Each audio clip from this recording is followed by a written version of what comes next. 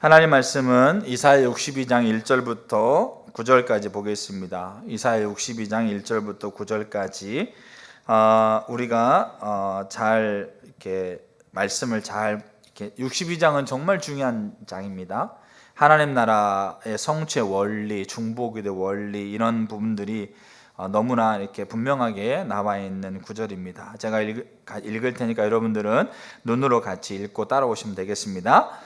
나는 시온의 의가 빛같이 예루살렘의 구원이 횃불같이 나타나도록 시온을 위하여 잠잠하지 아니하며 예루살렘을 위하여 쉬지 아니할 것인즉 이방 나라들이 내 공의를 묻 왕이 다 내 영광을 볼 것이요 너는 여호와의 입으로 정하실 새 이름으로 일컬음이 될 것이며 너는 또 여호와의 손의 아름다운 관 내 하나님의 손의 왕관이 될 것이라.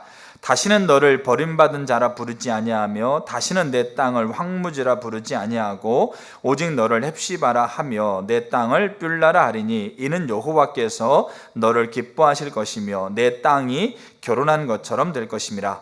마치 청년이 처녀와 결혼함 같이 내 아들들이 너를 취하겠고 신랑이 신부를 기뻐함 같이 내 하나님이 너를 기뻐하시리라. 예루살렘이여 내가 너의 성벽 위에 파수꾼을 세우고 그들로 하여금 주야로 계속 잠잠하지 않게 하였느니라. 너희 여호와로 기억하시게 하는 자들아 너희는 쉬지 말며 또 여호와께서 예루살렘을 세워 세상에서 찬송을 받게 하시기까지 그로 쉬지 못하시게 하라. 여호와께서 그 오른손 그 능력의 팔로 맹세하시되 내가 다시는 내 곡식을 내 원수들에게 양식으로 주지 아니하겠고 내가 수고하여 얻은 포도주를 이방인이 마시지 못하게 할 것인즉 오직 추수한 자가 그것을 먹고 나 여호와를 찬송할 것이요 거둔 자가 그것을 나의 성소들에서 마시리라 하셨느니라. 아멘. 우리가 주일날 중보기도를 살펴갑니다. 사실 여러분 중보기도는 나중에 우리가 더 살펴가면 더 확실히 보겠지만 정말로 이렇게 위대하고 가치 있는 일입니다. 그럼 하나님은 이 중보기도자로 우리 하나님의 모든 사람들 아니 온 인류의 그 시대를 살아가고 있는 모든 사람들을 하나님은 중보기도자라고 세우고 싶어 하십니다. 그게 하나님이 가지고 있는 가장 큰 열망이기도 합니다. 그래서 우리가 중보기도자로 우리가 세워져 갈 텐데 이 세워져 가는 것 가운데 우리가 어떠한 것들이 필요하고 또 어떠한 것들이 또 이렇게 우리에게 알아야 되는가 이런 부분들을 우리가 더 세세하게 살펴가려고 하고 있습니다. 그래서 나름 기도하고 또 연구하고 책을 보고 또 이렇게 그렇게 가면서 또 나름 또 이렇게 중보기도를 해가면서 그렇게 살펴가고 있는 중에 있습니다. 그래서 우리가 지금 살펴가고 있는 것은 우리가 중보기도자로 세워져 갈 때 우리에게 수반되어지는 게 있습니다. 수반되어지는 것. 수반되다라는 말은 더불어 따라오다. 어떤 것과 더불어 생기다, 어떤 것을 붙조차 일어나다. 그래서 어떤 일이 있으면 반드시 거기에 따라오고 있는 것을 수반되는 거라고 얘기합니다. 그래서 이 중보기도에 수반되는 것이 크게 세 가지가 있습니다. 지난주에는 첫 번째 중보기도와 더불어 따라오고 있는 것의 첫 번째가 뭐냐면 분리를 살폈습니다. 그래서 거짓신앙 체계와의 분리, 그리고 삶에서의 분리, 세상의 소리에서의 분리, 그리고 내 생각과 내 감정에서의 분리. 자, 이런 분리가 우리 가운데 수반되어진다는 것을 우리가 살폈고, 오늘 우리가 살펴갈 게 뭐냐면 또 하나의 수반되어지는 것이 대가를 지불하는 겁니다. 그 다음 주에 살펴볼 것은 또 하나의 수반되어지는 것 만남이라는 것을 살펴가려고 합니다. 두 가지 중보기도에는 반드시 두 가지 만남이 수반되어집니다. 하나는 하나님과의 만남이 일어날 것이고 또 하나가 사단과의 만남이 일어나게 됩니다. 그게 수반되어지는 겁니다. 자, 그래서 오늘 살펴갈 것은 대가를 지불하는 겁니다. 이 대가를 지불하는 것이 이렇게 왜 중보기도에 수반되어지는가에 대한 그 원리를 우리가 분명히 알아야지만이 우리 삶에서 하나님의 중보기도로 우리를 세워갈 때 우리의 삶이 실제적으로 중보기도 자리에 서고, 그리고 중보기도 요소 살폈지 않습니까? 하나님과 친밀함, 그 다음에 포기하지 않고, 알겠죠? 그런 이 중보기도 요소가 우리 가운데 세워지는 것도 이 중보기도에 수반되어지는 것을 우리가 올바로 이해하고 그것들을 우리 삶 가운데 세워갈 때 중보기도가 우리 가운데 지속적으로 이루어져 갈 수 있는 부분이 있습니다. 다른 말로 말씀드리면 우리 삶 가운데 중보기도가 몇 날 며칠은 할 수 있어요. 근데 우리의 평생을 이끌어가는 자리에 중보기도를 서가는 것에 있어서 이 수반되어지는 것에 대한 올바른 이해가 우리가 없거나 그것을 흘러보내게 되면 우리는 결코 중보기도 자리에 설지 못해요. 그래서 우리가 이 수반되는 것에 대한 분명한 이해를 가져야 됩니다. 자, 그래서 이제 그것들을 볼 텐데, 자, 그럼 이제 첫 번째 중보기도가에서 우리가 이 수반되어지는 것이 대가 지불이라는 것을 이사야 62장을 통해서 우리가 좀 살펴보려고 합니다. 자, 이사야 62장 오늘 읽었던 이 성경 본문은 4개의 단락으로 나눌 수 있습니다. 4개의 단락으로 나눌 수 있는데, 첫 번째 단락에서 우리가 1절에서 뭐라고 얘기하냐면, 나는 시온의 의가 빛같이 예루살렘의 구원이 뿔같이 나타나도록 시온을 위하여 잠잠하지 아니하며 예루살렘을 위하여 쉬지 아니할 것인즉, 이렇게 돼 있죠. 자, 그러면 여기에서 말하는 나는 누구일까요? 여기 이제 나는 그랬는데, 여기서 말하는 나는 누구일까요? 여러분, 누구라고 생각하세요? 이 나가. 우리가 주석을 찾아보면, 책들을 찾아보면 두 가지의 이 나라는 이 존재가 누군가에 대한 의견이 있습니다. 하나는 이사야다. 이거를 이사야서는 이사야가 썼으니까 하나는 이사야다. 그러니까 이사야라고 이 나를 정의하게 되면 이런 의미가 됩니다. 시온의 의가 빛같이 예루살렘의 구원이 횃불같이 일어나도록 나는 잠잠하지 않고 쉬지 않겠다. 그렇게 하나님 앞에 서겠다. 자, 이런 의미가 되는 겁니다. 또 두 번째로 여기서 말하는 나를 누구라고 얘기하냐면 메시아이신 그리스도, 예수 그리스도로 얘기합니다. 그래서 우리가 여기 이사야에서 예언에는 예수님이 메시아라는 걸 모릅니다. 근데 이 땅에 오실, 이 땅에 도래할 메시아에 대한 예언이 들어있는데, 여기서 말하는 나는 메시아이신 예수 그리스도. 그러니까 메시아이신 예수 그리스도라고 한다는 말은 누구랑 삼위일체이기 때문에 하나님. 그래서 여기서 말하는 나는 하나님, 즉 메시아이신 그리스도라고 그렇게 생각하는 의견이 있습니다. 요 1번과 2번, 이사야 아니면 메시아이신 그리스도, 1번과 2번이 다 나름 타당합니다. 근데 어느 것이 더 적합할까에 대한 부분에서 여러분 어디라고 생각하세요? 저는 2번이라고 생각합니다. 그러니까 2번이라고 생각하고 있는 이유가 두 가지가 있습니다. 하나는 뭐냐면 이사야 61장 한번 보세요. 이사야 61장. 자, 61장 1절을 바로 그 앞장에서, 이게 61장 62장이 하나의 연결된 장으로 보면 돼요. 자, 그래서 주 여호와의 영이 내게 내리셨으니 이는 여호와께서 내게 기름을 부으사 가난한 자에게 아름다운 소식을 전하게 하려 하심이라. 나를 보내사 마음이 상한 자를 고치며 포로된 자에게 자유를, 갇힌 자에게 노임을 선포하며 쭉쭉 나오는데, 여기서 말하는 내게, 여기서 말하는 내게, 여기서 말하는 나는 누구를 가리킬까요? 여기서 말하고 있는 내게, 여기서 말하고 있는 나는 메시아를 가리킵니다. 이걸 우리는 어떻게 알 수 있을까요? 예수님께서 성전에서 말씀을 선포하시면서 이사야 61장을 인용하세요.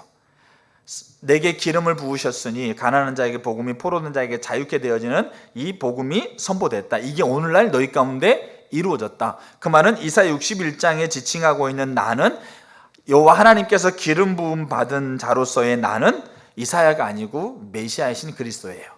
그래서 이사야 61장과 62장은 연결되는 장으로서, 연속되는 장으로서 62장의 나는이라고 했을 때 이 나는 메시아이신 그리스도를 지칭한다고 보는 게 더 타당하다라고 봅니다. 또 하나는, 그럼 잘 보세요. 62장에서 이제 나는 시온의 빛이, 그 다음에 예루살렘의 구원이 횃불같이 나타나도록 잠잠하지 않고 쉬지 않는다라고 얘기하고 나서 그 다음에 2절부터 그 다음에 6절까지 이제 그 일을 행하고 있는 그것으로 인해서 이제 무슨 일이 일어나는지에 대한 것들을 쓰고 있어요. 다시는 버리운 자라, 다시는 황무지라, 다시는 외로운 자라, 다시는 뭡니까? 황폐한 자를 부르지 않고 너를 헵시바라, 뿔라라, 이렇게 결혼한 자라, 사랑받는 자라, 기뻐하는 자라, 이런 자로 부르겠다라고 얘기하고 있어요. 그러면 이렇게 부르겠다라고 얘기하고 있는 주체가 누굽니까? 주체가 나예요. 그러니까 이사야가 나라고 한다면, 이사야가 마치 그거를 너를 다시는 버리는 자라, 너를 다시는 황폐하는 자라, 너를 다시 기뻐하는, 황폐하는 자라, 버리는 자라, 외로운 자라, 부르지 않고 기뻐하는 자라, 뿔나라, 헵시바라, 결혼한 자라, 이렇게 부르겠다라고, 내가 그렇게 하겠다라고 그렇게 얘기하고 있는 지칭이 될 수가 없다라는 거예요, 이사야가. 근데 여기는 분명히 1절에 나는 그렇게 얘기하고 난 다음에 2절부터는 그 나가 주체가 되어져서 이러이러한 일들이 일어나겠다라고 그렇게 그 주체가 선언하고 있는 일들이 일어나고 있는 거예요. 그래서 저는 이 두 가지의 근거를 가지고 이 나라는 존재에 대해서 이사야라고 하기보다는 이사야도 물론 포함되어 있다고 생각해요. 왜냐하면 이게 중보기도에 관련된 부분이기 때문에. 근데 메시아이신 그리스도라고 보는 것이 더 타당하다고 생각해요. 그러면 우리는 중요한 거 한 가지를 발견할 수 있어요. 뭐냐면 메시아이신 그리스도, 즉 하나님은 어떤 분으로 표현되고 있어요? 여기서 어떤 분으로 표현되고 있습니까? 잠잠하지 않는 분, 쉬지 않는 분으로 자기 자신을 표현하고 있어요.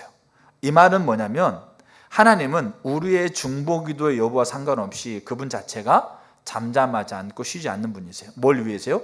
이스라엘의 구원을 위해서, 시온의 회복을 위해서 잠잠하지 않고 쉬지 않는 분이에요.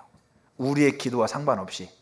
우리는 오해하고 있는 게 뭐냐면 우리의 기도를 우리가 하나님 앞에 드릴 때 하나님이 쉬고 싶은데, 안 하고 싶은데 우리의 기도에 억지로 이렇게 어떤 일을 이루는 것처럼 우리가 생각할 때도 있어요. 근데 문제는 하나님은 자기 자신을 뭐라고 표현하냐면 나는 본래 그 어떤 거와 상관없이 나는 잠잠하지 않고 쉬지 않는 존재라는 것을 하나님은 이곳에서 선언하고 계세요. 회복을 위해서 시온의 을을 빛같이 예루살렘의 구원을 횃불같이 밝히는 그 잠잠하지도 않고 쉬지도 않는 분으로 표현하고 있어요. 그 하나님이 잠잠하지도 않고 쉬지 않으시는 하나님이기 때문에 되어지는 일이 뭐냐면 2절부터 6절까지예요. 아까 말씀드렸던 것처럼 너는 여호와의 손에 아름다운 관, 하나님의 손에 왕관, 버리운 자라 다시는 칭하지 않을 것이며 다시는 황무지라, 황폐하는 자라, 외로운 자라 그렇게 부르지 않을 것이며, 뭡니까? 헵시바라, 뷸라라, 내 기쁨이 되어지고 내 신부가 되어지고 내가 너를 가장 사랑하는 존재가 되어질 거라. 그래서 내 땅이 결혼한 것처럼 신랑이 신부를 취하는 것처럼 하나님의 기쁨이 될 거라. 뭐 때문에? 하나님이 잠잠하지 않고 쉬지 않으시는 분이기 때문에 그 하나님으로 인하여서 일이 일어나겠다는 거예요. 근데 문제는 뭐냐면 6절이에요. 첫 번째 단락은 하나님이 자기 자신 누군가를 선언해 주고 있고요. 두 번째 단락은 그 하나님으로 인하여서 되어지는 일들을 하나님께서 그렇게 이야기하고 있는 거죠. 그 다음에 세 번째 단락에서 뭐라고 얘기하냐면 예루살렘이여 내가 너의 성벽 위에 파수꾼을 세우고 그들로 주야로 하여금 잠잠하지 않도록, 여호와로 하여금 쉬지 못하도록. 여러분, 여호와는 1절에서 이 파수꾼의 외침과 상관없이 그분은 쉬지 않는 자예요. 근데 문제는 뭐냐면 하나님께서 3절에서 뭘 얘기하냐면 쉬지 않으시는 분이 그 쉬지 않는 분의 역할을 감당할 때 이러이러한 일들이 일어날 거야. 근데 문제는 뭐냐면 이러이러한 일들을 일으키시는 내가 일을 행하는 원리, 길이 이거야, 이렇게 얘기하고 있는 거예요. 본래 쉬지 않는 분이신데 그 일을 이루시겠다고 하시는 분이신데, 근데 문제는 뭐냐면 그 일을 이루는 원리가 뭐냐면 파수꾼을 세운다는 거죠. 파수꾼을 세워서 나로 하여금 쉬지 못하도록, 그 파수꾼이 쉬지 못하도록 간절히 주야로 간청하니까 하나님이 쉬지 않으신 게 아니고 본래 쉬지 않는 분인데, 하나님은 그 쉬지 않음을, 그 일들을 이루는 것을 하나님이 어떻게 하시는가에 대한 길을 제시하고 있는 게 파수꾼을 세우는 거예요. 그 파수꾼을 세워서 잠잠하지 않게 하고 쉬지 못하게 하는 결과, 본래 쉬지 않으셨던 분이 그렇게 하는 결과 그럼 무슨 일이 벌어지는가? 그게 네 번째 단락이에요. 8절, 여호와께서 그 오른손, 그 능력의 팔로 뭐 하시되? 맹세하시되. 여러분, 맹세라고 하는 단어는 있지 않습니까? 성경에서 강력한 단어예요. 우리가 약속과 맹세가 있어요. 약속은 초청인데요, 맹세는 반드시 하나님이 이루시겠다라고 하고 있는 하나님의 선언이에요. 이게 하나님께서 우리에게 이야기하고 있는 이 하나님의 일을 행하시는 원리예요. 근데 이게 나중에 좀 뒤에 더 살펴가겠지만 핵심적으로 중요한 원리인데, 근데 이제 제가 지금 이거를 보려고 하는 게 아니고 여기에서 주목하고 싶은 게 뭐냐면 6절에 성벽 위에 세운 이 파수꾼이 누구냐 이거예요. 파수꾼이 누구냐? 그러니까 이 파수꾼은 보통 본래의 의미가 뭐냐면 지키다, 망을 보다, 감시하다, 주의하다라는 의미를 가져요. 이 파수꾼이라는 말의 의미가. 그래서 이 파수꾼이라는 말의 의미는 문자적으로 지키는 자들, 감시하는 자들, 이런 의미로 사용됐어요. 그래서 파수꾼의 사명은, 이 파수꾼이 누구냐? 이들의 사명, 이들의 역할은 뭐냐면 성벽 위에 올라가서, 그러니까 외부로부터 들어오는 적의 침입을 미리 감지해서 성 안에 있는 사람에게 알리든지 아니면 전쟁터라든지 아니면 다른 곳에 갔던 이 자기 민족의 사람들이 들어오는, 그러니까 전쟁터에서는 특별히 이렇게 전쟁의 소식을 전해주는 이 사신들 있지 않습니까? 이 사신들을 먼저 전령을 먼저 발견하고, 그리고 이거를 성 안에 알리고 문을 열어주는 그 역할을 하는 게 이게 뭡니까? 파수꾼이에요. 그러니까 한마디로 말하면 보초병들, 감시병들, 알겠죠? 그러니까 막루에 서서, 이 성벽에 서서 그렇게 외적의 침입을 이렇게 주의하고 감시하는 거라든지, 아니면 자기 편의 전령을 빨리 발견하고 그들을 빨리 이 성 안으로 들어올 수 있도록 조치를 취하는, 이게 파수꾼이에요. 알겠죠? 근데 문제는 뭐냐면 여기 62장에 나와 있는 이 파수꾼은 그들이 가지고 있는, 보통 그들이 쓰고 있는 그 역할과 업무와는 전혀 다른 임무를 갖고 있는 자들을 지칭하고 있어요. 여기 지금, 그럼 이들이 지금 임무가 무슨 임무라고 합니까? 외부로부터 오는 적을 감시하거나 아니면 자기 전령을 발견하거나 이런 업무를 지금 얘기하고 있는 게 아니죠. 성벽 위에 파수꾼을 세워서 외부로 오는 적들이라든지 우리 편을 알고 감시하는 역할을 하겠다라고 하는 게 아니고, 뭐라고 얘기하는 겁니까? 주야로 여호와께 기도하고 간구하게 하겠다라고 얘기하고 있는 거예요. 그러면 여기서 말하는 파수꾼은 본래 사용되고 있는 파수꾼의 임무와는 전혀 다른 임무를 부여받은 자들을 얘기한다는 거죠. 그럼 여기서 이 파수꾼이 부여받은 임무는 뭡니까? 그게 예루살렘과 시온의 회복을 위해서 하나님 앞에 간구하고 있는 일을 하는 자들을 얘기해요. 그 말은 즉슨 뭐냐면 이 예루살렘과 시온의 회복을 위해서 하나님 앞에 간구하고 있다라고 한다는 말은 뭐 하고 있다는 얘기죠? 중보기도를 하고 있다는 얘기예요. 그래서 하나님이 쉬지 않으시고 그 쉬지 않으신 하나님이 이 일을 행하시겠다고 하고 있는 이것이 그가 살고 있는 그 시대에 이루어지도록, 그 하나님의 일이 이루어지도록 간구하고 있는 역할을 하고 있는 것이 이 파수꾼들이에요. 그렇기 때문에 이 파수꾼들은 중보기도의 사명을 감당하는 자들이에요. 그래서 여기서 말하는 파수꾼은 중보기도자들을 얘기해요. 근데 이 파수꾼 6절과 7절에 나와 있는 파수꾼들을 이 이사야를 통해서 하나님이 선포하게 하시는데, 이 파수꾼들을 설명해 주고 있는, 수식하고 있는 단어 군들을 살펴볼 필요가 있어요. 그럼 이게 왜 중요하냐면, 제가 코로나 시대 때 우리가 인터넷이 이렇게 집안에만 있으니까 어디 못 가고 그러니까 인터넷을 많이 활용했는데, 거기에 사람들이 글을 써요. 아니면 교회에 대한 기사가 나왔을 때 거기에 사람들이 댓글을 달아요. 아니면 뭐 어떤 이렇게 커뮤니티에 자기 글을 이렇게 자기 의견을 게시를 해요. 그때 교회와 관련된 게시글에 나와 있는 사람들이 썼던 단어들을 다 모아봤어요. 2년 동안 다 모아봤어요. 그래서 그 단어가 모여있는 단어 군들이 있습니다. 그 단어의 군이 뭐냐면 20대, 30대, 40대 이런 사람들이 교회에 관련된 글 속에 달았던 댓글들, 아니면 교회에 관련해 자기 생각을 올려놓는 게시글들, 이런 것에 주로 사용되고 있는 단어들을 모아봤다는 얘기죠. 그러면 이 단어를 모았을 때 이 단어의 군이 뭐냐면 그 연령대가 교회를 어떻게 생각하고 있는지에 대한 평균적인 인식이란 얘기죠. 근데 코로나 시대 때 단어군을 20대, 30대 이 사람들이 교회와 관련돼서 썼던 단어들을 다 모아보니까 주로 뭐가 있냐면 그러니까 안 좋은 얘기가 있다는 얘기 쉽게 혐오, 개, 땡땡하고, 그 다음에 부패, 알겠죠? 자기, 이렇게 이러면서 이 단어 군들 자체가 거의 60%, 70%가 사용되고 있는 아름답다, 귀하다, 참 정말 이렇게 좋은, 이런 게 아니고 정말 쓰고 있는 단어 군들 자체가 정말로 다 그렇게 혐오하고 비난하고 비판하고 있는 단어 군들이 70% 이상이 된다는 얘기죠. 그러면 30대, 20대, 30대 그 그룹들이 평균적으로 교회를 생각하고 있는 가치가 이거구나라는 그 의식이 나온다는 얘기예요. 실제로 여러분 한번 인터넷 한번 찾아보세요. 그 단어군을 조사하고 있는 그거를 보게 되면 금방 알 수 있어요. 그러니까 이 지금 예루살렘 위에 하나님이 파수꾼을 세웠다고 그랬죠. 그럼 이사야가 이 파수꾼을 설명하고 있는 단어 군들을 보세요.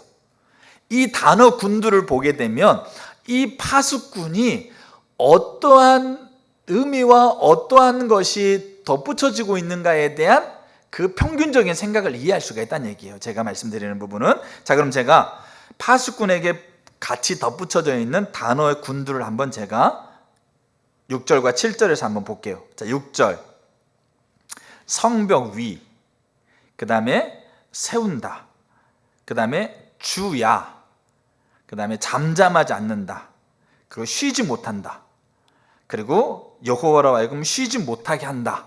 이게 단어 군두래요. 지금 뭘 설명하고 있는 단어군이라고요?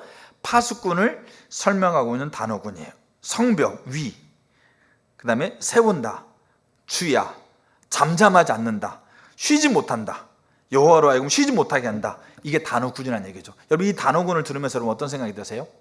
마음이 참 편안하세요?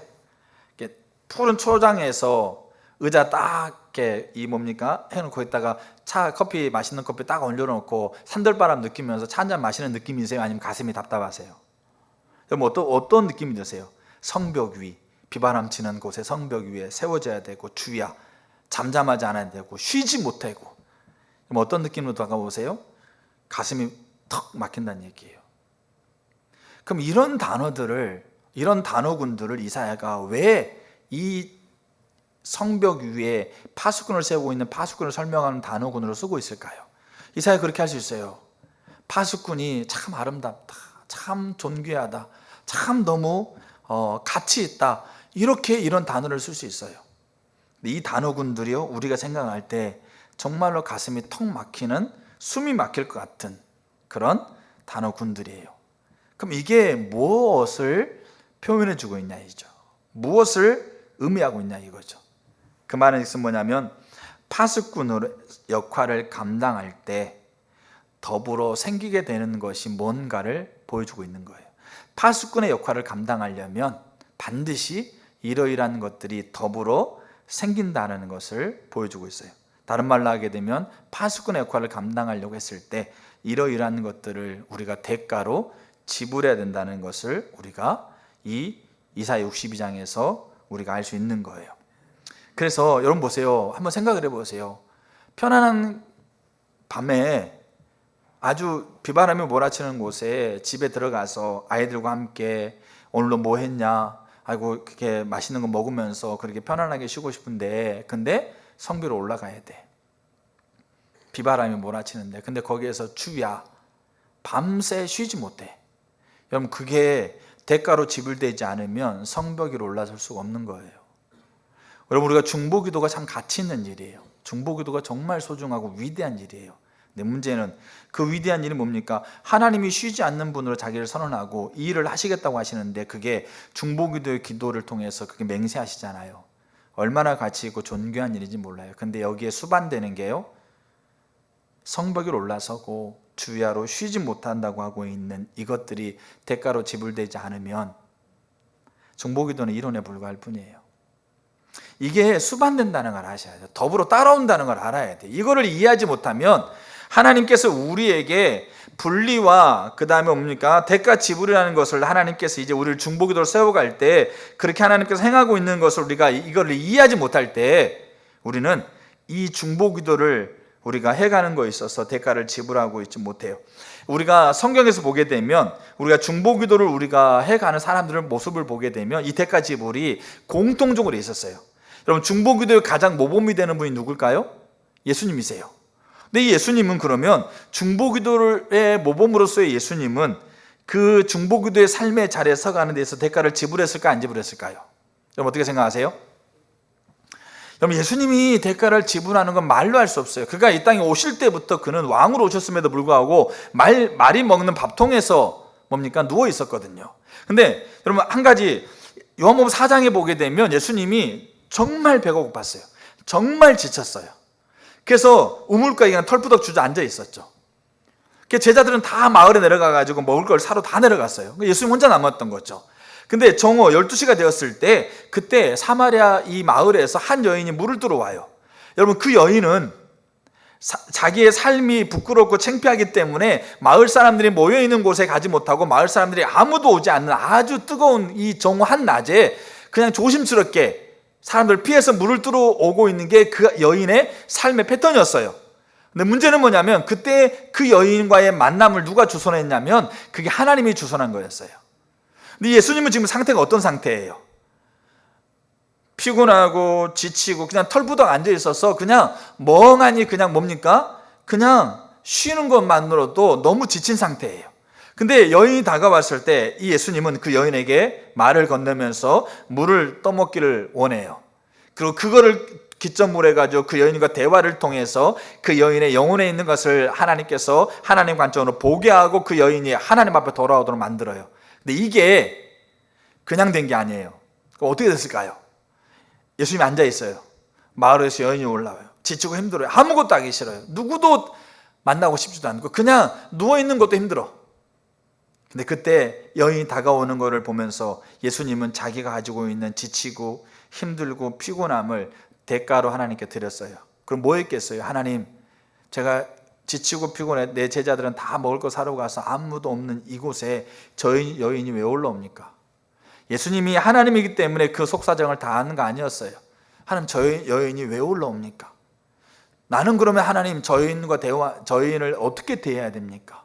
그때 하나님이 그 여인에게 다가가서 물을 뜨게 하고 물을 달라고 하고 그 대화들을 이어가게 하는 길들을 하나님 말씀하겠죠. 하나님께서 이루신 뜻이 그 곳에 성취되도록 그 중재 사역에 감당하는 그 예수님이 드렸던 제가는 그가 그렇게 하나님 앞에 드리고 있는 거예요.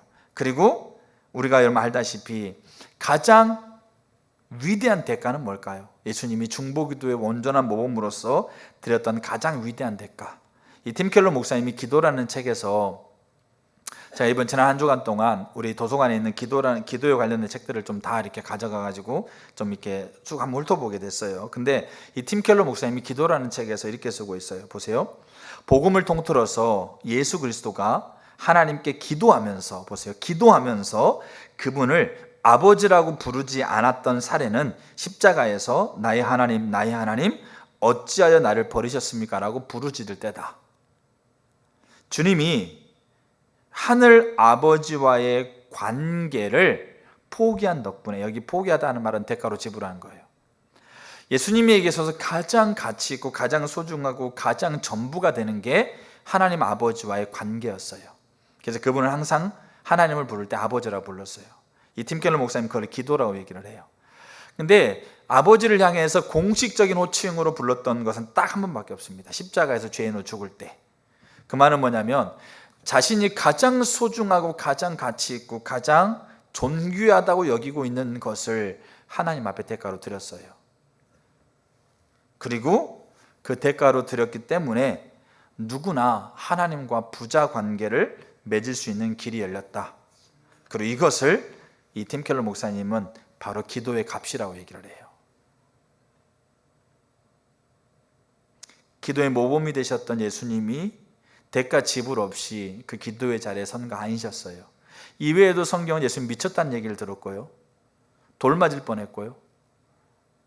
엄마도 이해하지 못해서 미쳤다는 얘기 들을 뿐만 아니라 귀신의 앞잡이라고 얘기 들었고요. 이런 수많은 평판과 수많은 오욕과 수많은 무시와 이런 것들을 다 하나님 앞에 대가로 드렸어요. 뭘 위해서요? 중보기도자로 세워져 가는 중보기도의 자리에 수반되어지는 게 대가 지불이기 때문에 그래요.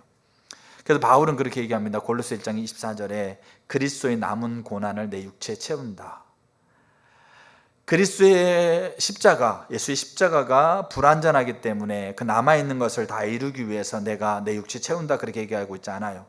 바울은 그리스도의 고난이 완전하고 완성된 거예요. 근데 문제는 뭐냐면 남은 고난이라고 하고 있는 것은 여러분 예수 그리스도의 고난이 십자가의 고난이 완벽하지만 그 예수의 십자가의 고난을 이 땅의 모든 사람이 다 아는 거 아니에요. 내 주변에 모르는 사람 천지예요. 그러니까 그 모르는 사람에게 그리스도의 십자가의 고난이 무슨 의미를 가지고 있는지 그 고난 때문에 무슨 일이 일어나는지를 누군가는 뭐 해야 됩니까? 누군가는 보여줘야 돼요. 이 보여줄 때 바울은 그걸 뭐라고 표현하냐면 남은 고난이라고 표현하고 있어요. 그 말은 십자가에 성취한 일을 누군가에 보여주고 누군가에게 흘러보내는 일을 하기 위해서 나는 내 육체에 채우는데 그것을 고난이라고 표현합니다. 그 말은 대가 지불이 없이는 그 일을 할 수가 없다라는 걸 얘기를 해요. 다니엘이 하나님 앞에 기도할 때요, 다니엘은 목숨을 대가로 지불했어요. 이사야 62장뿐만 아니라 이사야는 수없이 많은 중보기도가 나옵니다. 메시아의 도래를 위해서, 시온과 예루살렘 회복을 위해서 하나님의 뜻을 예언할 뿐만 아니라 그 뜻이 예언된 그 뜻이 그 시대에, 그리고 그 하나님의 목적이 성취되도록 지속적으로 기도했던 사람이 이사야예요. 이사야 6장에 성전에서 하나님 만날 때부터. 근데 이사야는 있지 않습니까? 왕실 제사장이에요. 그 왕실 제사장이라고 한다는 말은 그 온 나라 백성들의 존경과 존귀함을 한 몸으로 받은 사람이 이사야예요. 그리고 이사야가 왕의 친척이라는 얘기도 있어요. 그럼 얼마나 존중받고 얼마나 뭡니까? 얼마나 존경받는 사람이에요. 근데 문제는 이사야는 하나님 앞에 기도하기 위해서 그 미래를 대가로 지불해요. 뿐만 아니라 그가 받았던 평판, 그가 받았던 존경, 존귀, 그것들을 싹 무너뜨리는 자리에 그것 또한 대가로 지불해요. 하나님이 이사야에게 3년 반 동안 뻘벗고 다니라고 그러거든요. 근데 이사야는 3년 동안 벌거벗고 다녀요. 그러면서 이사야 미쳤다는 얘기 들어요. 그러니까 여러분, 지금 제가 말씀드린 게 뭐냐, 중보기도 하면 다 뻘거벗고 다니고 다 뭡니까, 다 하나님 앞에 바치고 다 뭡니까, 다 고난당하고 이런 얘기 아니에요. 중보기도에 뭐가 수반되고 있는가를 보셔야 한다는 얘기예요. 예레미야, 일을 행하시고 일을 만드시고 일을 성취하시는 여호와, 그 여호와라 이름하는 분이 내게 명한다. 너는 내게 부르짖으라.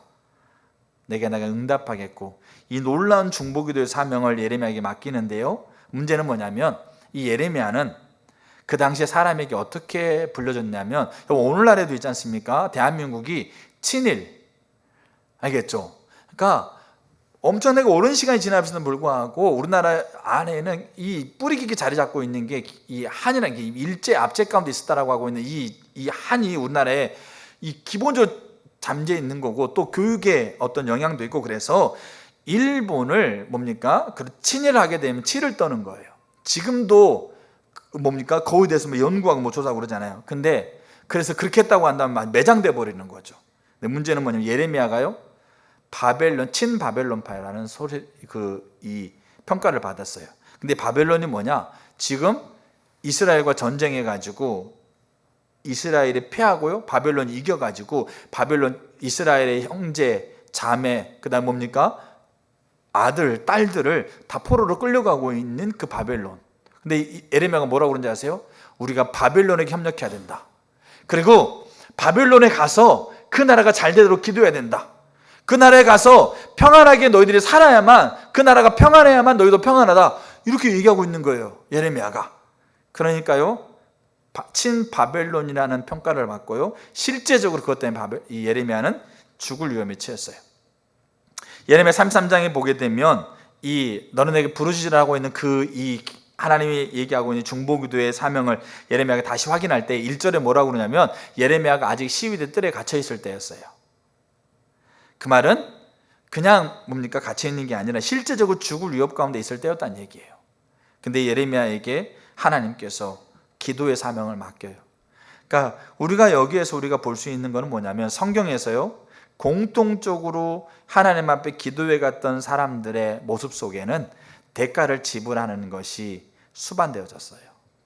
그리고 그 대가 지불하는 것에 이 수반된다는 걸 올바로 이해하고 그것을 하나님 앞에 대가로 지불했던 자들은 결국 중보기도의 자리에 섰어요. 그래서 중보기도에 대한 책들이 여러 책들이 있는데, 제가 그 중에 두 책만 좀 이렇게 인용해 드릴게요. 헨리 나우엔이라는 분이 그러니까 신앙인들의 꼭 필요한 한 가지, 그게 기도의 삶이다, 이런 책이 있어요. 좀 얇은 책인데 한번 여러분 읽어보시면 좋아요. 근데 이 신앙인으로서 꼭 필요한 게 기도하는 삶인데, 그 기도하는 삶을 이제 필요한 것을 쭉 쓰면서 거기에 이제 이 설명해 주는 요소들이 있어요. 꼭 필요한 기도의 삶이 되어지기 위해서 이러이러한 것들을 우리가 잘 알아야 된다. 근데 그 알아야 된다고 하면서 다루고 있는 내용이 뭐냐면, 고독, 훈련, 끊임없는 기도, 용서, 장애물, 이런 것들을 내용으로 다루고 있다는 얘기예요. 이 말은 즉슨 뭐냐면, 꼭 우리의 신앙인으로서 우리가 세워져야 될 게 가장 가치 있는 게 기도의 삶인데, 이 기도의 삶이 우리 가운데 온전하게 세워지기 위해서 우리가 그 상황과 그 처지 안에서 우리가 대가를 지불하는 것이 우리 가운데 필수적으로 필요한 거다라는 이야기를 담고 있어요. 그 중에 한 가지만 제가 읽어드릴게요. 그게 뭐냐면 고독이라는 얘기죠. 고독은 뭡니까? 아무도 없이 나 혼자 있는 것을 얘기하죠. 여러분, 우리는 고독을 견딜 수 없는 존재들입니다. 그래서 우리 자녀들이요, 혼자 방에 혼자 외롭게 있는 것처럼 느껴지죠? 아니에요. 그 안에 자기를 즐겁게 하는 것을 다 같이 가지고 있어요. 잠깐이라도 하더라도 자기의 눈과 귀를 즐겁게 하는 것들과 같이 있다는 얘기죠. 그러면 그들은 고독하다 생각해. 근데 그게 얘기하고 있는 게 아니에요. 근데 여기 나웨인이 얘기하고 있는 고독이라는 말이 뭐냐면, 잘 보세요. 자, 고독이 없이 영적인 삶을 살아간다는 것은 사실상 불가능하다. 고독이란 하나님 한 분만을 위한 시간과 장소에서 시작된다. 하나님이 존재하신다는 것뿐 아니라 그분이 우리의 삶 속에서 활발하게 임재하고 계신다. 활발하게 임재한다는 말은 치유, 가르침, 인도, 자, 이런 것들 우리 삶 가운데 활발하게 하나님께서 일으키고 계신다라는 것을 믿는 우리라면, 자, 나누어지지 않는 마음으로 그분께 집중할 시간과 장소를 떼어낼 필요가 있다. 이거를 고독이라고 얘기하고 있는 거예요. 하나님이 살아있고, 그리고 우리의 삶에서 활발하게 한다는 나와 내 관계 안에서 하나님이 실제적으로 임재하셔서 활발하게 역사하고 있다라고 하고 있는, 잠잠하지 않고 쉬지 않는 분이라고 믿는 자라면 반드시 뭐가 필요하다? 고독의 시간이 필요하다는 거죠. 고독의 시간이라는 것은 나와 하나님과의 관계 안에서 내가 홀로 하나님 앞에 서는 시간. 근데 홀로 하나님 앞에 서기 위해서 이분이 얘기하고 있는 게 뭐냐면 따로 떼어낼 필요가 있다는 얘기예요.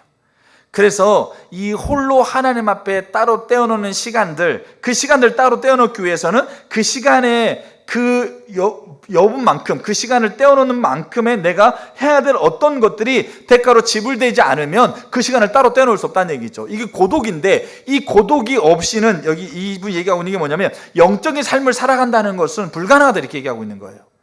그럼 이 고독의 시간은 하나님과 나 사이에서 내가 홀로 하나님 앞에 서는 시간인데, 믿음을 가지고 신뢰하며 하나님 앞에 서는 시간인데, 이 고독의 시간만큼의 시간 속에 일어나야 될 것들, 있어야 될 것을 대가로 지불하지 않으면 따로 떼어놓는 것이 불가능하다, 이런 얘기를 하고 있는 거예요.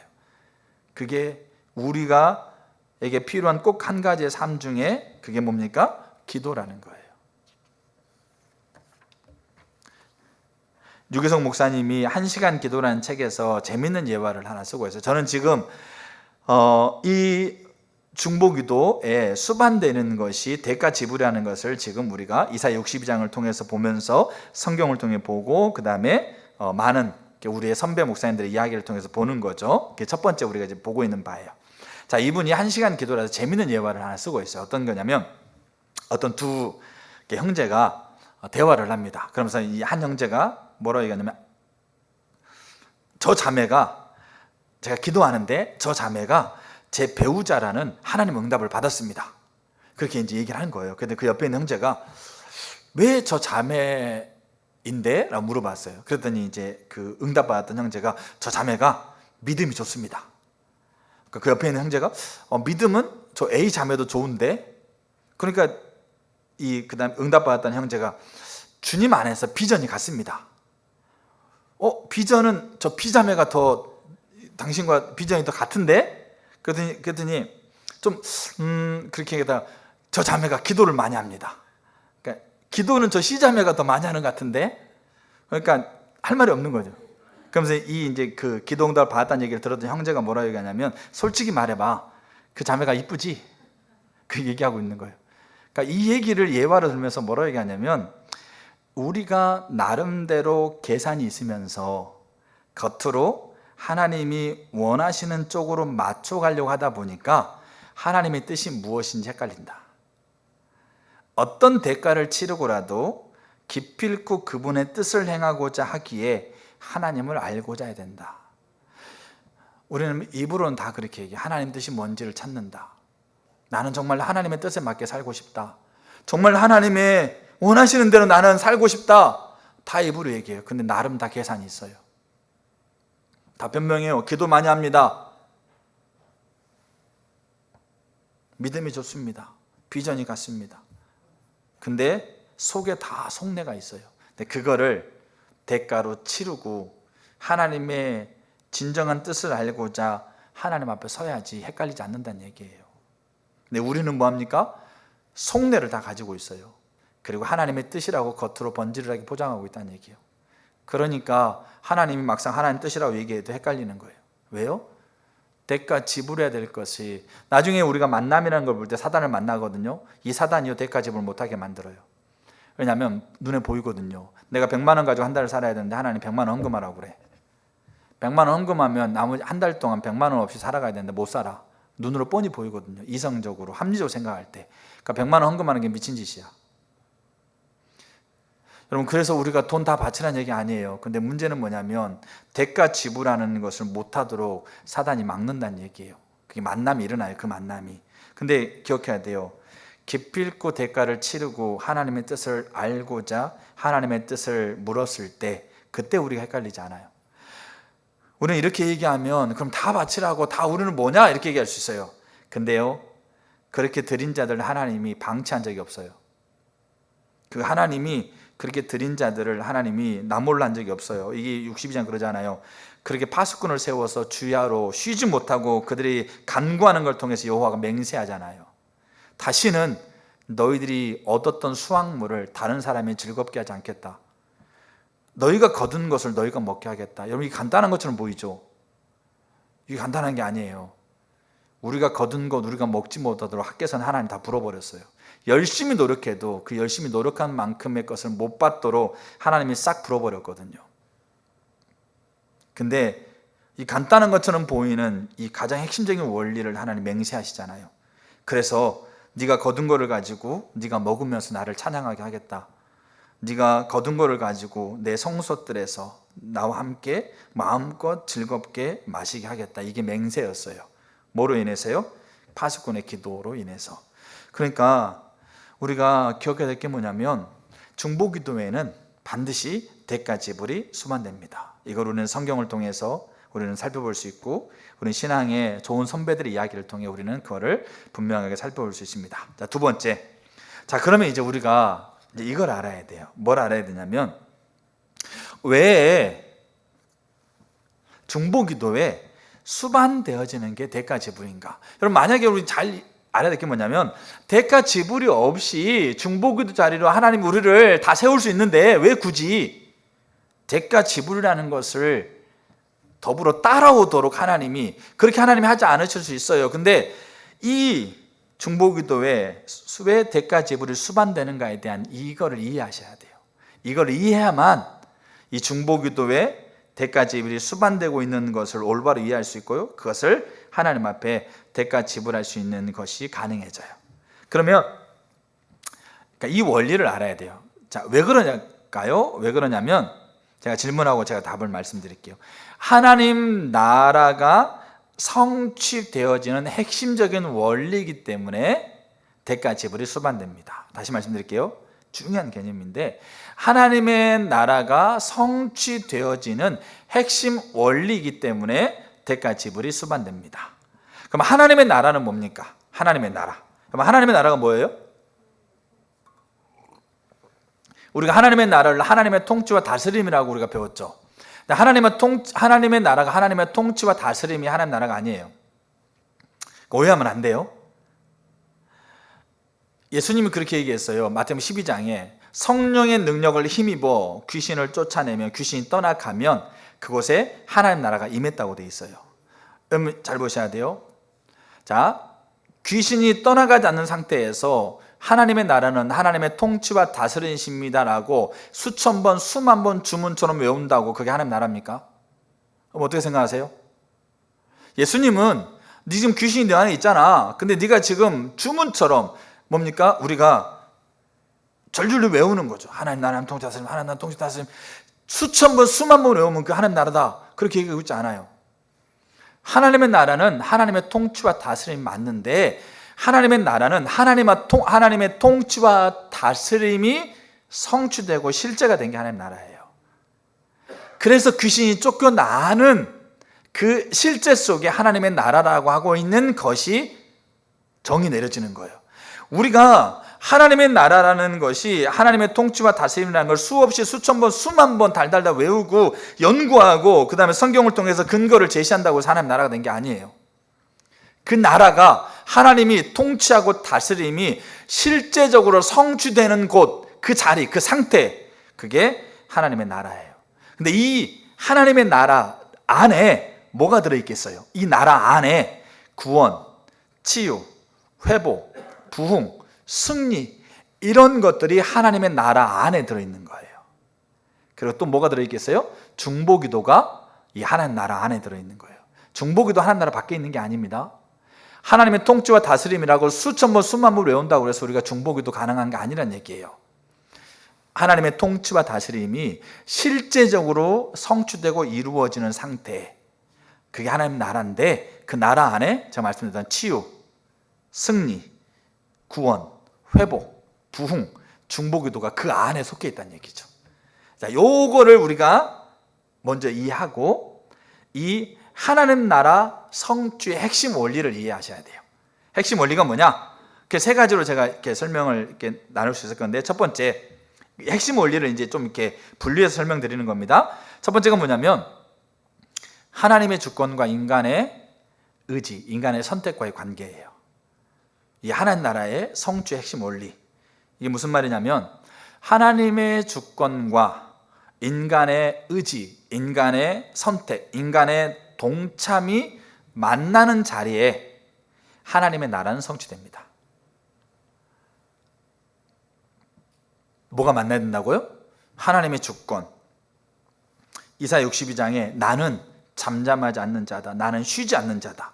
그래서 잠잠하지 않고 쉬지 않는 내가 다시는 너를 황폐한 자라, 버리는 자라, 슬퍼하는 자라, 이런 자가 아니라 기뻐하는 자라, 신부라, 그 뭡니까? 결혼한 자라, 이렇게 불릴 거다. 이게 쉬지 않고 잠잠하지 않는 하나님의 주권이에요. 근데 거기에 인간의 선택, 하나님이 왜 파수꾼을 세우느냐? 그 파수꾼이 없어도 하나님 이런 분이시라니까요. 근데 하나님이 그게 원리예요. 하나님 파수꾼을 세워서 잠잠하지 않고 쉬지 못하도록 간구하는 그 지점이 만났을 때 그때 여호와의 맹세가 그렇게 일어나고 있는 거예요. 하나님의 주권과 인간의 의지, 인간의 선택이 만나는 자리에 하나님의 나라는 성취돼요. 예수님이 천국 비유를 얘기합니다. 마태복음 13장에 뭐 겨자씨와 같다, 그 다음에 밭에 감추인 보화와 같다, 진주와 같다, 그러면서 13장 초반부에 뭘 얘기하냐면 씨가 땅에 씨가 뿌려졌다. 근데 4개 곳에 뿌려졌다는 거죠. 길가, 돌밭, 가시덤불, 그 다음에 좋은 밭.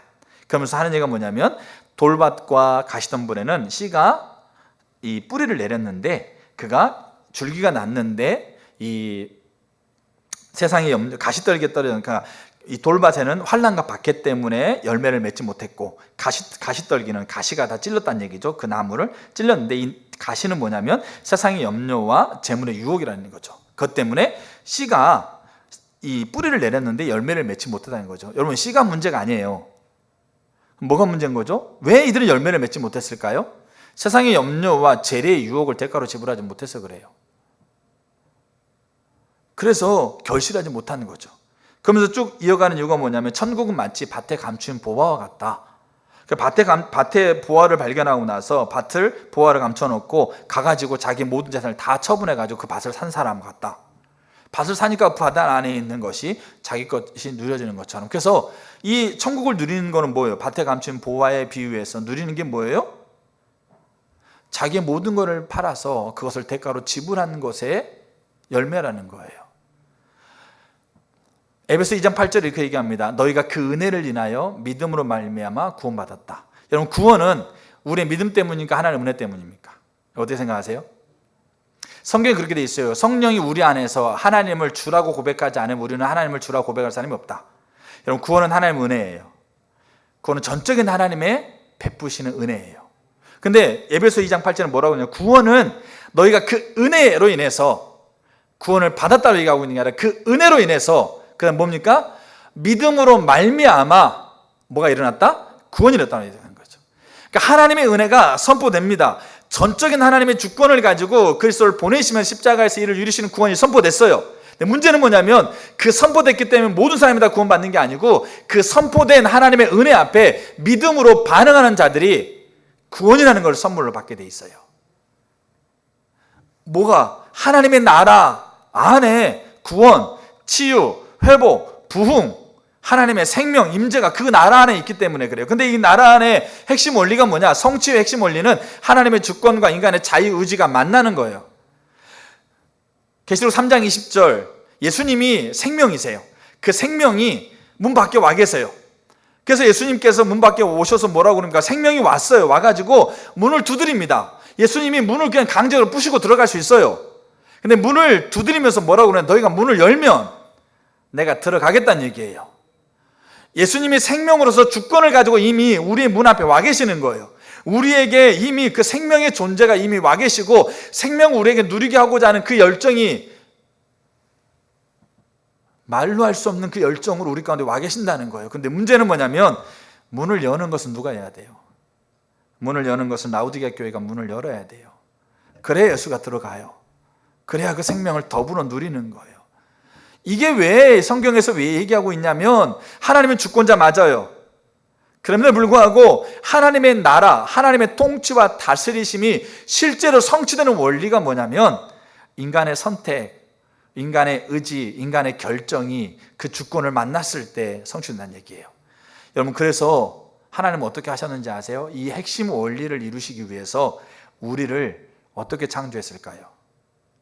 우리를 창세기 1장에 하나님의 형상으로 창조한 거예요. 그래서 저와 여러분들이 생각이라는 걸 하고 있는 거예요.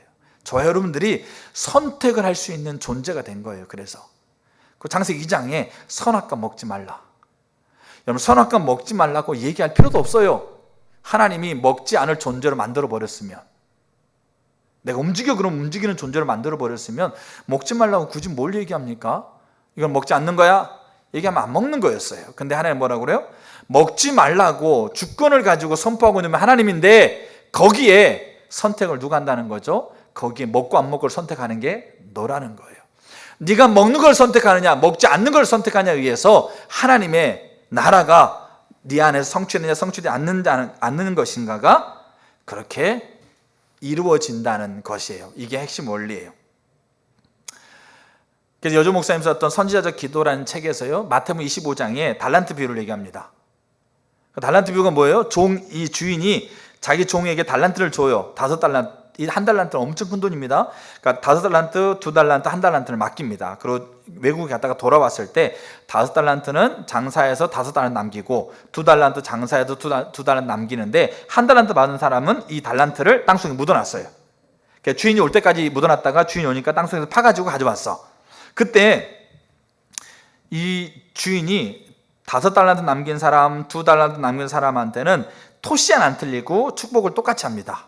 근데 이 1달란트 남긴 사람한테는 무익하고 게으르고 악한 종이라고 표현합니다. 그리고 밖으로 쫓아내버리면서 거기에서 슬피 울면서 이를 갈게 합니다. 그럼 뭐가 문제냐 이거죠. 뭐가 문제냐면 이 1달란트 받은 사람이 가지고 있었던 가치관의 문제입니다. 이 사람의 가치관은 뭐냐? 주인은 능하신 분이다. 주인은 모든 걸 할 수 있는 분이다. 그렇기 때문에 굳이 내가 하지 않아도 내 주인은 모든 걸 다 할 수 있는 분이기 때문에 다 할 수 있는 거기 때문에 굳이 내가 하지 않아도 된다. 이런 가치를 가지고 있었어요. 이게 오늘날로 말하면 뭡니까? 하나님은 전능한 분이다. 하나님은 모든 걸 다 할 수 있는 분이다. 그렇기 때문에 그 능력으로 모든 걸 다 베풀고 모든 걸 할 수 있는 주권자이다. 그래서 굳이 그 하나님께서 모든 걸 할 수 있는 분이기 때문에 내가 하나님 앞에 동참하지 않아도 하나님은 하나님을 이루신다. 그러면서 하나님의 일에 동참하려고 하지 않는 자세와 태도를 가지고 있는 사람들이 그게 1달란트 받은 사람들이에요. 팀 켈러 목사님이 하나님의 주권과 인간의 책임이라는 설교에서 이 이야기를 하세요. 그게 뭐냐면 보세요. 하나님이 주권자라면 그러면 사람이 뭘 하든지 간에 하나님은 그 일을 이루실 거 아니냐. 두 번째, 이제 그런 얘기를 하는 거. 두 번째, 아니 근데 인간이 어떤 일을 결정하고 어떤 일을 했던 것 때문에 하나님이 하셨던 일이 뭐 계획이 바뀐다든지 뭘 하나님이 하신다고 한다면 하나님이 주권자라는 것이 그게 옳지 않는 거 아니야? 이런 질문을 한다는 거죠. 여러분 이런 질문 많이 해보셨죠? 하나님이 우리의 기도가 있든 없든지 하나님은 결정하셨던 것들을 하나님이 하실 거 아니냐. 우리의 기도를 듣고 하나님이 하신다고 한다면 하나님이 뭐 능력이고 결정권자 아닌 거 아니야? 뭐 이런 생각들 많이 하죠. 자, 이런 생각들을 많이 하는 것에 대해서 이분이 하나님의 주권과 인간의 책임이라는 설교에서 이런 얘기를 해요. 결론은 그거예요. 결론은 논리적으로 설명할 수 없다. 이게 결론이에요.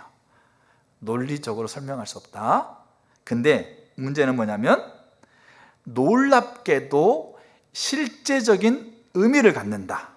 그럼 이 실제적인 의미를 갖는다는 말이 무슨 의미인가를 이제 그 중간에 설명하고 있는데 제가 두 구절을 이용하고 있어요. 그 두 구절이 뭐냐면 하나가 느헤미야 4장 9절이에요. 이게 뭐냐면 느헤미야가 이스라엘 성벽을 재건하는 공사를 하게 됩니다. 그때 성벽 재건할 때 주변 나라 산발락과 도비아, 사마리아 있는 사람들이 이 성벽 재건하는 걸 가로막아요. 막으면서 이제 실제로 그들이 군을 동원해 가지고 전쟁을 벌이기 위해서 이스라엘 접경 지역까지 군을 주둔시킵니다.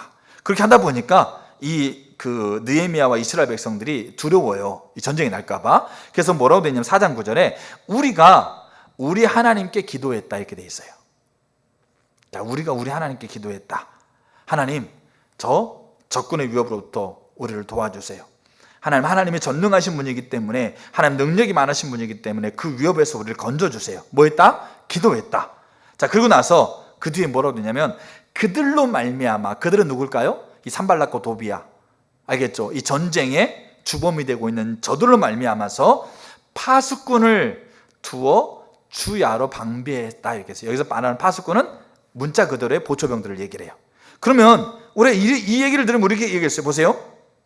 자, 느헤미야는 그래서 팀켈러 목사님 이렇게 얘기해요. 느헤미야는 산발락과 도비아의 도발에 대해서 하나님께 기도합니다. 그리고 파수꾼을 세워 방비합니다. 자, 성경에서 계속 강조하고 있는 내용이 이런 강조라는 얘기죠. 하나님의 주권과 인간의 책임을 함께 강조한다는 거죠. 우리는 이렇게 말하는 경향이 있어요.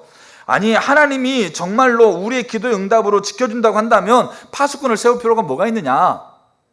만일 파수꾼을 세워가지고 그렇게 우리 이 성벽을 지키려고 한다면 우리가 기도해야 하고 전능하신 하나님을 믿지 않는 거 아니냐, 이렇게 얘기한다는 얘기예요.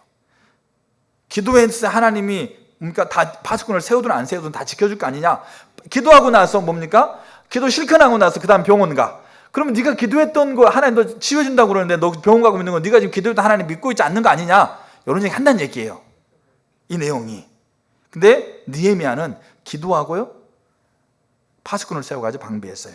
그리고 또 하나 인용하는 구절이 뭐냐면 사도행 27장이에요. 이게 뭐냐면, 자, 바울이 죄수의 신분으로 로마에 끌려갈 때요 배를 타고 가는데 그때 로마의 백부장과 군인들과 선원들이 같이 탑니다.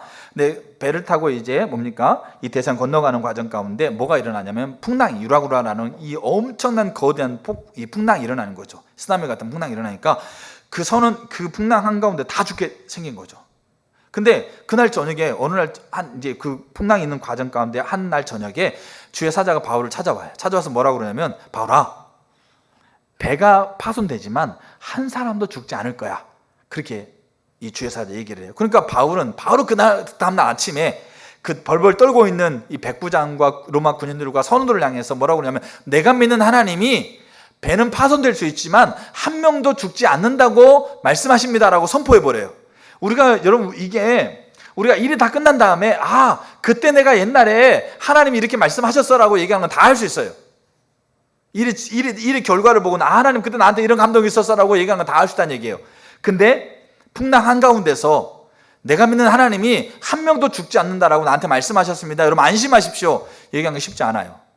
근데 그렇게 얘기하고 나서 그 다음에 풍랑이 잠잠해져 가지고 뭔가 안심할 거리가 있으면 되는데 더 풍랑이 거세지는 거야.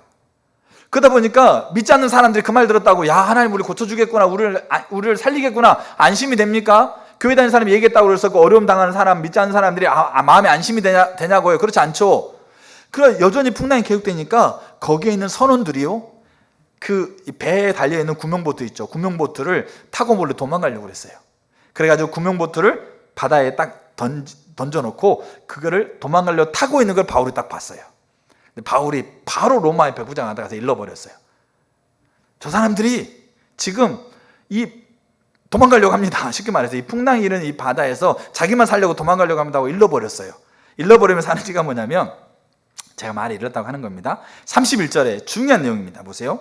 바울이 백부장과 군인들에게 이르되, 이 사람 누구입니까? 구명보트를 타고 도망가려고 한 사람들, 그게 살 길이라고 생각해서 가는 거예요. 근데 이 사람들이 배에 있지 않으면 구원 얻을 수 없다. 이 구원은 그러니까 영의 구원을 얘기하고 있는 게 아니라 생명, 그 풍랑에서 생명을 건져지는 걸 얘기를 해요. 근데 뭐라고 얘기합니까? 여러분, 우리 잘 보셔야 돼요. 배가 파손되더라도 하나님이 사람 살리겠다고 그랬어요. 그게 하나님의 선언이고 선포면 구명보트를 타고 가든 다이빙을 하든 수영해서 가든 살겠어요, 안 살겠어요? 살겠죠. 하나님 살린다고 그랬으니까. 근데 바울은 뭐라고 그래요? 이 배만 있어야만 산다 얘기하고 있는 거예요. 이거를 여러분 잘 우리가 이해할 필요가 있어요. 하나님 살린다고 그러면 무슨 일을 살리겠지. 알겠죠? 다이빙을 하든 배 타고 가든, 알겠죠? 잠수를 하든 뭘 하든 하나님 살린다고 하면 살릴 거 아니냐. 근데 바울은 배에 있어야만 된다고 그래요. 이게 성경이 말하고 있는 원리예요. 어떤 원리요? 실제적인 원리. 그러니까 논리적으로 이거를 다 이게 맞냐를 우리가 설명할 수 없어요. 그러나 성경에서 말하고 있는 원리는 하나님의 주권과 인간의 선택, 인간의 의지가 만나는 곳에서 하나님의 나라, 하나님의 통치와 다스림이 실제가 되는 것이 이루어진다는 것의 핵심 원리예요. 두 번째, 하나님 나라 성취의 핵심 원리는 뭐냐면, 그러기 때문에 하나님은 하나님 나라 성취를 위해서 사람들을 빚어가세요. 사람들을 다루어 가세요. 이게 세워가는 과정이고 훈련해가는 과정이고 다듬어가는 과정이라고 표현하기도 하고 터널을 지나가는 과정이라고 표현하기도 해요. 여기에서요, 하나님과의 관계 그리고 자신의 성품을 하나님이 깎아요. 근데 이 깎는 가장 핵심적인 수단이 뭐겠어요? 대가를 지불하고 하나님께서 말씀하고 있는 자리에 서도록 하는 거예요. 북가저동 교회가 있었을 때 우리 교회, 여러분 아마 아시는 분도 계세요. 신맹률 어르신이 계셨어요. 이분은 키가 180 정도 되시는 분이거든요. 나이가 80대 중반 후반 되시는데 우리 교회 그때 아들이 장로님이셔서 우리 교회 소개해 주셔서 모셨어요. 그래서 북가저동 교회에 있었을 때 맨 앞에서 두 번째 자리에 꼭 앉으셨어요. 근데 이분을 제가 한 1년간 연남동에 집에 있었는데 그 집에 방문하면서 성경 공부를 같이 가르쳤던 때가 있었습니다. 그때 이분이 자주 얘기했던 것 하나가 있어요. 교회 다니기 힘들다는 이유를 자주 얘기했었는데, 자주 얘기했던 것 중 하나가 뭐냐면, 이놈 죄송합니다. 이 교회는 왜 도대체 찬양할 때 일어서게 하냐고. 찬양할 때 왜 일어서게 하냐고. 참 그게 힘들다. 그래서 제가 그랬어요. 아니 어르신 앉으세요. 아니면 일어나라고 할 때 일어나지 마세요. 그랬더니 아니 체면이 있지. 어떻게 다 일어나세요 그러는데 어떻게 안 일어날 수가 있느냐. 근데 또 일어났는데 또 사람들이 다, 왜냐면 자기는 지금 맨 뒤에 앉아가지고 일어났던 분들이 힘들면 또 앉아있는 걸 못 보는 거야. 왜냐면 맨 앞자리 두 번째 앉아있으니까 자기만 이렇게 서 있는 거지. 뭐 찬양도 잘 모르는데. 근데 서 있는데 뒤에서 사람이 다 쳐다보겠다고 생각하는 거지. 다 쳐다보고 있는데 어떻게 섰다가 일이 다 끝나기도 않기 전에 앉느냐고. 이거는 진짜 체면이 있지. 이렇게 얘기하고 있는 거예요. 그래서 제가 그랬어요. 아니 서서 힘들어서 하나님 집중하지 못하는 것보다 도중에 앉아서 하나님 앞에 편안하게 집중하는 게 낫습니다. 그렇게 예배 드립시오. 근데 초반에는 정말 한 2, 3개월 있지 않습니까? 아니 어떻게 체면이 있지. 그걸 어떻게 하나님 서서 그렇게 사람 다 쳐다보는데 그렇게 앉을 수 있냐라고, 그게 제일 힘들다고 그런 거예요. 근데 한 중반쯤 이제 한 2, 3개월 지나가더니요, 이제 앉으시더라고. 힘들었던 것 같아. 앉으시는 거야. 근데요, 제가 그걸 보면서 뭘 느꼈냐면 하나님 다루시는 거예요. 앉고 일어서면 문제가 아니에요. 앉으면 뭐가 이렇게 예배에 집중하지 못하는 거고, 그런데 서서 막 끝까지 예배 찬양하면 예배 잘 드리는 거고, 여러분 그거 아닙니다. 그럼 지금 이 이야기의 요지는 뭐냐? 하나님이 하나님을 만나는 자리로 그분을 이끌어가기 위해서 그분이 가지고 있는 성품, 특별히 체면을 중시 여기고 있는 성품을 빚으시는 거예요. 깎으시는 거예요. 그래서 하나님을 선택하기 위해서, 물론 하나님을 이렇게 알지도 못했을 뿐이지만, 그러나 중요한 건 뭐냐면, 그래서 계속 제가 가가지고 하나님을 예배하고 하나님을 이끄시기 위해서 하나님께서 그렇게 하시고 있습니다. 그래서 앉아서 하나님을 찬양하는 게 하나님 앞에 기뻐하는 바입니다. 계속 가르치면서 그렇게 그분이 가지고 있는 성품을 빚으신 거예요. 뭐 하기 위해서요? 하나님의 나라를 성취하기 위해서. 우리를 빚어가세요. 그리고 세 번째, 이제 마지막 세 번째가 뭐냐면, 그래서 하나님을 알고 하나님을 사랑하고 하나님의 나라를 본 자들은 대가를 지불하고 순종하는 삶의 열매를 맺게 돼 있어요. 우리는 그래서 이렇게 얘기합니다. 순종이 안 되는 사람들은, 대가 지불을 해서 하나님 앞에 순종하지 못하는 사람들은 그 순종 못하는 게 문제가 아니고 하나님을 사랑하는 것에 문제가 있다, 그렇게 얘기합니다. 하나님을 사랑하는 자들, 이 하나님의 나라의 성취의 원리를 알고 그 안에 담겨져 있는 그 수없이 많은 것의 가치와 위대함을 알고 그것을 누리기를 열망하고, 나뿐만 아니라 내 관계 안에서 그걸 누리기를 갈망하는 자들, 그 일을 성취하시는 분으로서의 하나님을 아는 자들은 뭐 하게 돼 있어요? 대가를 지불하고 하나님 앞에 동참해가는 그 순종의 열매가 맺히게 돼 있어요. 그래서 예수님이 그렇게 얘기합니다. 나를 사랑하는 자는 나의 계명을 지킬 거다. 요한복음 5장 42절에서 예수님은 그 당시 종교 지도자들에게 너희는 하나님을 사랑하지 않는다, 그 하나님을 사랑하지 않는 것 중에 이유로 얘기하면서 너희는 서로의 영광을 취하고 있다, 서로의 칭찬을 받으려고 하기 때문에 그것이 대가로 내려지지 않고 지불되지 않고 있기 때문에, 그 말은 뭐냐면 그것을 대가로 지불하고 있지 못하는 이유가 뭐냐면 하나님을 사랑하지 않기 때문이다 라고 얘기하고 있는 거예요. 이게 왜 중보기도가 대가 지불하는 게 수반되는가에 대한 해답이에요. 하나님은 정말 가장 위대하고 이사야 60에 나와 있는 것처럼 하나님이 그런 분이신데, 그 하나님이 맹세하시는 그 놀라운 역사의 결정을 이루시는 그 일에 파수꾼을 세우신다는 거죠. 우리의 기도를 들으시고 하나님이 죽은 자를 살렸다고 생각해 보세요. 우리의 기도를 들으시고 하나님이 열방을 회복한다고 생각해 보세요. 우리의 기도를 들으시고 하나님이 사랑하는 자들을 회복해 간다고 생각해 보세요. 하나님은 본래 그런 분이에요. 내 기도 여부 상관없이 하나님은 회복을 원하시고요, 그 다음에 치유를 원하시는 분이세요. 잠잠치 않고 쉬지 않는 분이세요. 하나님은 그 하나님이 그런 분임에도 불구하고 그 일이 실제적으로 성취되는 하나님의 나라 성취를 위해서 그래서 하나님은 그 곳에 함께 있을 자를 찾는다는 얘기예요. 근데 이 부분에 대한 이해를 우리가 분명하게 인식하고 우리가 하나님 앞에 설 때 우리는 이 중보기도의 자리로 우리가 하나님 이끌어가는 걸음걸음을 따라갈 수 있어요. 여러분, 저와 여러분들이 치러야 될 대가는 뭘까요? 이건 단순히 그냥 눈에 보이는 돈 이런 것만을 얘기하고 있는 게 아니에요. 저와 여러분들이 치러야 될 대가는, 하나님이 우리를 중보기도로 세워가기 위해서 여러분들의 치러야 될 대가는 뭐세요? 그 대가 지불이 수반되고 있다는 것을 우리가 반드시 알아야 할 필요가 있다고 생각해요. 그래서 하나님이 대가 지불을 함으로 우리를 동참케 하려고 하고 있는 그 하나님의 움직임에 저와 여러분들이 하나님이 중보기도를 세워가시고 하나님의 나라가 실제적으로 성취되기 위한 하나님의 원리로서 우리를 세워가고 있다는 것을 우리가 신뢰하면서 하나님 앞에 그것들을 대가로 지불했으면 좋겠어요. 여러분, 포기하고 버려버리는 거 아닙니다. 누구에게 지불하고 있는 거냐면 하나님께 지불하고 있는 거예요. 예수님의 십자가는 사단에게 지불하고 있는 대가가 아니에요. 주권자이신 하나님께 지불하고 있는 겁니다. 근데 하나님은 그것을 받으시고요, 그 지불하는 것과 비교할 수 없는 것을 주세요. 우리는 그게 손해인 것처럼 느껴져요. 사단은 그렇게 우리의 만남을 통해서 우리의 관점을 바뀌어버려요. 그거 주는 것이 손해이고 그거 주는 것이 아무것도 없어지는 것처럼 느끼게 만들어요. 근데 하나님과 만남이 또 일어나요. 근데 그 만남을 통해서요, 그 주는 것이요, 내가 주는 것과 비교할 수 없는 것을 하나님이 내게 허락하고 있는 하나님의 사랑의 손길로 만나게 돼요. 그 두 만남이 일어나게 된다는 얘기예요. 저와 여러분들이 하나님께서 우리에게 이끄시는 대로 대가를 지불하는 것이 수반된다는 것을 우리가 분명하게 인식하고 하나님 은혜를 구했으면 좋겠어요. 대가를 지불하는 것도 하나님 은혜가 필요합니다. 그렇게 되기를 축복합니다. 아멘. 우리 찬양 같이 하나 하시죠.